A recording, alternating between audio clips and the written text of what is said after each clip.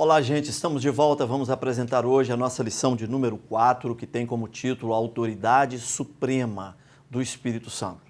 O nosso texto bíblico básico está no Evangelho segundo escreveu São João, capítulo 16, versículos 7 até o versículo de número 15. O nosso texto áureo está também no Evangelho segundo escreveu São João, capítulo 14, versículo 16. E eu rogarei ao Pai, e ele vos enviará outro Consolador, para que fique convosco para sempre. Esse texto áureo, ele é emblemático para falar sobre a natureza do Espírito Santo. E eu rogarei ao Pai, Jesus dizendo, e ele vos enviará outro Consolador.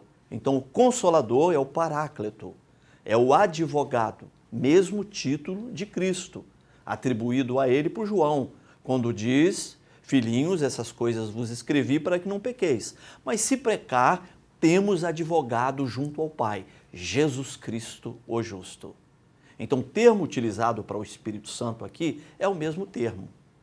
E nós temos ainda a palavra grega para outros, que é allos. Então, allos fala de uma outra pessoa, porém da mesma natureza da anterior. Então, o Espírito Santo é uma outra pessoa, isto é, a terceira pessoa, mas ele possui a mesma natureza de Cristo. Isto é, ele possui o mesmo poder, a mesma glória, a mesma majestade do Filho de Deus. É muito importante olhar para a terceira pessoa da Trindade como alguém absolutamente perfeito, alguém absolutamente santo, alguém absolutamente onisciente, onipresente, onipotente, transcendente, imanente, exatamente como Deus. Então o Espírito Santo, além de tudo, é uma pessoa, é alguém que possui personalidade. E como alguém que tem personalidade, é possível rejeitá-lo, é possível tentá-lo, é possível entristecê-lo. Mas é uma pessoa maravilhosa e foi enviado ao mundo depois da ascensão de Cristo aos céus. Ele disse, eu irei ao Pai, mas enviarei o Consolador, para que ele fique convosco para sempre. Então nós estamos vivendo um momento muito especial. Nós estamos vivendo um tempo em que o Espírito de Deus opera de uma maneira especial, de uma maneira poderosa. Não dá para limitar essa manifestação. Foi o que Jesus falou para Nicodemos no capítulo 3 do Evangelho de São João. O vento sopra para onde quer, ouvimos a sua voz, mas nós não sabemos de onde ele vem, nem para onde ele vai. Assim é a operação do Espírito Santo. Então, o Espírito Santo opera em partes do planeta Terra de uma maneira especial, em cada população. E a finalidade, a meta principal do Espírito Santo é convencer o homem do pecado, da justiça e do juízo. João capítulo 16, versículo 8. A missão do Espírito Santo é promover a redenção, a justificação, o perdão dos pecados e a salvação da humanidade. Então, o Espírito Santo é uma pessoa especial, linda, poderosa, maravilhosa, cheia de majestade e glória. Aqui na nossa lição, nós vamos ver algumas operações do Espírito Santo. Então, ele é um ser que tem autoridade, ele é um ser que tem poder, ele é um ser que está totalmente habilitado a tomar decisões e a operar de forma suprema, de forma soberana. Vamos colocar aqui algumas coisas que o Espírito Santo, em sua autoridade, faz. Em primeiro lugar, ele tem autoridade para vivificar, ele tem autoridade para dar vida. Essa é a esfera mais clara da operação do Espírito Santo. A Bíblia começa dizendo que a terra era sem forma e vazia. No princípio era assim, havia um caos total. Mas o Espírito Santo pairava sobre a face do abismo. E aquilo que era sem forma e vazio, virou o planeta que nós conhecemos. Com essa biodiversidade, com toda essa beleza, com toda essa complexidade. Então isso aconteceu por conta da operação do Espírito de Deus. João capítulo 6, versículo 63, diz: o Espírito é o que vivifica, a carne para nada aproveita. E as palavras que eu tenho ministrado a vocês são palavras de Espírito e de vida. Então, sendo a palavra do Espírito, será sempre uma palavra de vida. Jó capítulo 33, versículo 4 diz que o Espírito de Deus me fez e o sopro do Todo-Poderoso me deu vida. Então o Espírito Santo é aquele que vivifica, que traz vida ao homem. Vida em que sentido? Em primeiro lugar, traz vida interior, renova o homem, cura o homem dos seus traumas, aplana o seu coração, trabalha na vida interior deste homem, fortalecendo-o com poder, para que ele enfrente os grandes desafios da vida. Em segundo lugar, ele vivifica a nossa vida física. Então, o nosso corpo físico precisa de boa alimentação e precisa de exercício, mas precisa também da operação do Espírito Santo. Muitas vezes ficamos enfermos, recorremos aos médicos, e isso é correto. Mas quando a medicina fica limitada no seu campo de operação, nós cremos no poder curador do Espírito de Deus. Então, é o Espírito Santo vivificando o nosso corpo físico. Mas ele também opera na dimensão espiritual, promovendo a vida eterna. Ele é o Espírito eterno, que não teve início e que não terá fim.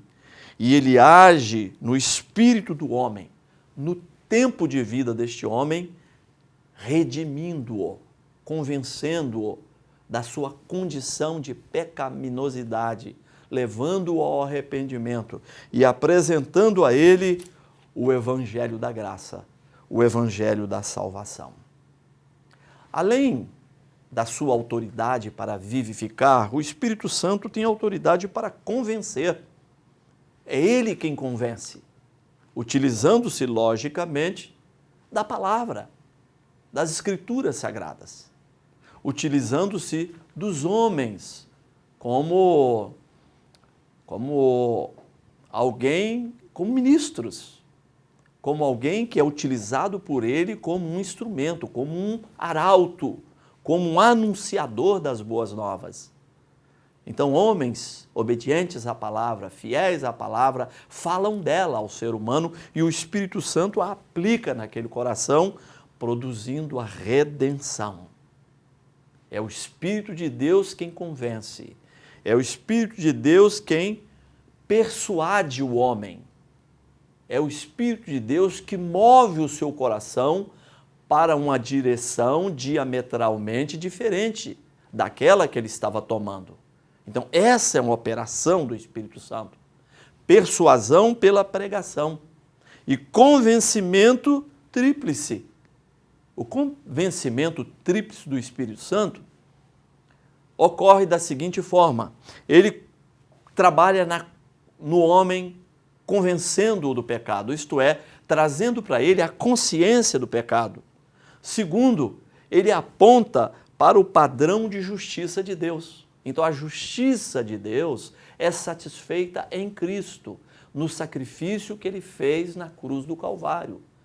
Pela graça sois salvos, mediante a fé. Isso não vem de vós, é dom de Deus, não vem de obras para que ninguém se glorie. Efésios capítulo 2, versículos 8 e 9. Então, o Espírito Santo, de uma maneira especial, opera de três maneiras. Primeiro, trazendo a consciência do pecado. Segundo, apontando para o padrão da justiça de Deus. E, em terceiro lugar, apontando para o juízo vindouro. Então, a vida do homem cessará aqui um dia. E a história da humanidade chegará ao seu fim com o arrebatamento da igreja. e o homem entrará numa outra dimensão, e ali acontecerá o juízo de Deus. Paulo disse que todos nós, salvos, compareceremos diante do tribunal de Cristo para prestar contas de tudo aquilo que fizemos por intermédio do corpo. E lá no final do milênio vai haver a ressurreição dos ímpios e o grande tribunal do trono branco. Então, as questões escatológicas apontam para o juízo divino, para o juízo de Deus. E o Espírito Santo opera aqui hoje na terra, dando conhecimento, dando revelações a respeito do conjunto das verdades de Deus, que conduz o homem ao convencimento de pecado, conduz o homem ao padrão de justiça de Deus e, ao mesmo tempo, aponta para ele que um dia haverá um juízo, sim. O Espírito Santo tem total autoridade. E nós, o ser humano, devemos nos sujeitar a essa autoridade. Como Deus que Ele é, nós devemos apresentar a nossa submissão à autoridade do Espírito Santo hoje. Quando nós nos submetemos à autoridade do Espírito Santo hoje, há transformação do indivíduo, transformação da sociedade. Vem do reconhecimento do poder e da autoridade que o Espírito Santo possui em si mesmo. Essa é uma característica do Espírito de Deus. Ele possui todo o poder, é um ser exaltado, é um ser que tem autoridade. A história do ser humano aponta acontecimentos pontuais em que o Espírito Santo agiu, o Espírito Santo operou. Por exemplo, no dia de Pentecostes, o ser humano nunca mais foi o mesmo. A reforma protestante, o avivamento pentecostal no Brasil e nos demais países, tudo isso é operação do Espírito Santo. O crescimento de denominações no Brasil, tudo isso é movido, orientado pela operação da terceira pessoa da Trindade. Estamos chegando ao final desta aula. Que Deus te abençoe de uma forma especial e poderosa. Te aguardamos para o nosso próximo encontro.